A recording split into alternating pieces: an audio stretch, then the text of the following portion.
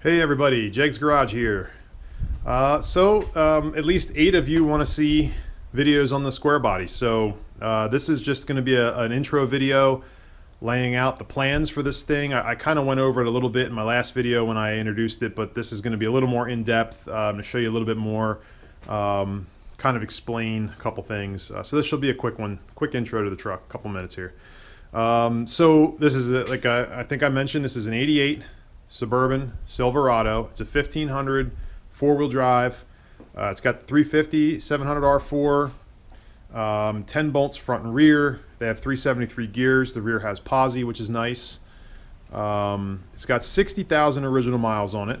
When I found this online, I started talking to the gentleman, and he was asking more than I wanted to spend on something right now. So I kind of forgot about it, and then he messaged me out of the blue and said, hey, was taking this thing on a test drive, and the fuel pump went out for the guy that was driving it. So he said, if you want to take it as is, it'll be a substantial discount. If I have to change the fuel pump, it's going to go back up. So I said, all right, let me come take a look at it. My wife and I went, took a look at it, took cash with me. I liked it so much, I made him an offer about half of what he was asking for, and I told him I'd bring a trailer back in a couple hours and get it out of his hair, and he said, okay. So here she sits. So, you know, the first thing I had to do was change the fuel pump. I did change the fuel pump. This thing has a 40-gallon gas tank. It's massive. In order to get the gas tank out, you got to take the hitch off. You got to take the gas tank skid plate off, which is sitting over there. It's kind of a mess, and then the tank is huge and it's hard to wrangle. So while I was in there, I replaced the whole sender. Just put a whole new Delphi drop-in sender in there. Put it all back together, truck fired up, and now I've been driving it for 600 miles with no problems. I did change the timing. It was a little retarded, so I fixed that. Did usual. The only thing I haven't done is an oil change. That's coming. Did a couple, things, filter. Had to fix some wiring up here. Headlights were kind of boogered up, and they had the low beam headlights upside down, which if you didn't know on these, the top lights are low beams, the bottom lights are high beams, but the top light has both high and low beams. So that's a 3-wire light, and that's a 2-wire light. So they had those upside down, so when you put the high beams on, the beam would go down, whatever. It was a mess. So I did that. I did have to change the studs on this side because I snapped 2 of them off. Somebody cross-threaded them or jammed them on there with a gun at 7,000 foot-pounds, so they were destroyed. New wheel studs on that. The only other thing I've done to it besides cleaning it up a little bit is I did put a roof rack on it. If you want more information about the roof rack, I can do a short video on it. But essentially, it's off of a newer Yukon, and it's you just move the handle and it slides around back and forth, locks into place. Surprisingly easy to install. Aside from drilling the holes in the roof, it was mostly a bolt-on affair. The only thing I had to really do is shorten those crossbars a little bit. I can explain that. Let me know if you want me to do a little video on it, and I'll do it for you. So things coming up with this in the very, very near quarantined future is I have a bunch of parts to put on it. Now, I told you guys in the other video this is getting a 6-liter swap, and I mean that. It's getting a 6-liter swap, but that's going to take a little bit. With everything going on right now, I don't feel comfortable buying a motor and trans, so I'm going to wait a little bit and just do what I can. So one of the first projects is, and I'll explain more about this, is going to be deleting this rear heater. I'll explain why and show you how, because I haven't been able to find any information. Another project is going to be, actually right after that, is going to be stripping the interior. And when I say stripping, I mean everything. All the carpets coming out, the rear seats coming out, the front seats, the console. I don't think I have to take up, I don't have to take up too much of the rear stuff because this stuff's just sitting in there back here, but up front I might have to pull some more trim. The idea is I'm going to clean everything. I'm going to power wash it just because I can't justify new carpets in this thing just yet. I'm going to clean the floor up real good, start putting the interior back in. It'll be interior, it'll be headliner with insulation, and all the trim will go back in. So that's kind of my next big project here.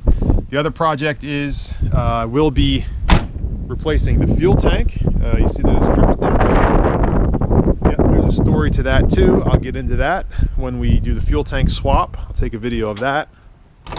And then, yeah, up here just mostly just to clean everything out, clean the dash, etc. Clean the seats. They're a little grungy. I'm going to see if I can't do better by them. And everything else is going to be pretty much under the hood. So here you can see my boards. I haven't finished cleaning these off yet. I got the majority of the foam off, but I'll do a little, I'll do some video on clearing these out. This is the insulation I chose for the roof. It is just a foamed, it's actually more of a heat barrier than a sound absorption material. I'm going to do all my sound absorption on the floor. This will do some sound absorption. It's going to get glued up, but it's mostly to reflect heat and try to keep the inside a little bit cooler. So that's that. Here's the headliner material ready to go. A whole bunch of that. Here's all my interior parts that are pulled.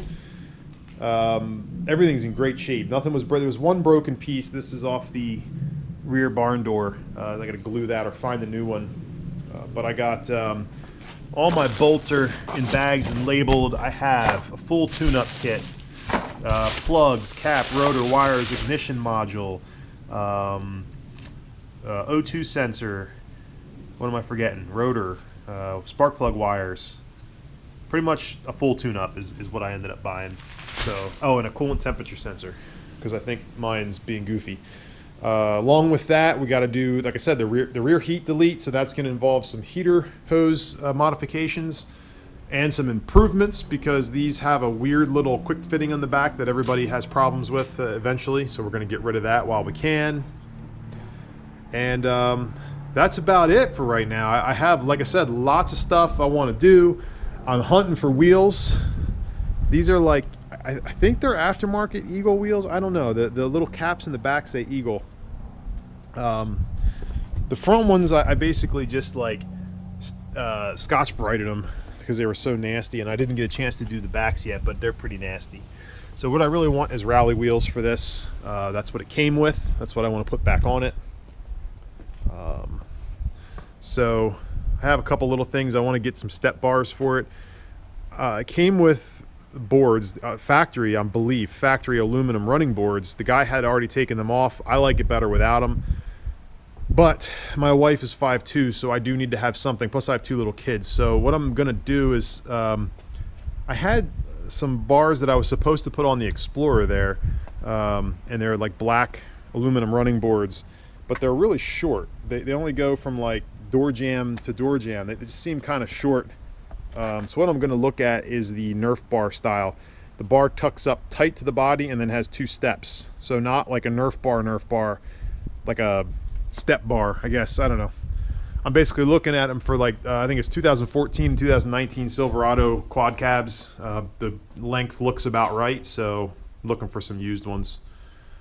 But that's it basically for the project. Let me know if you have any questions. Let me know if you want to see something specific.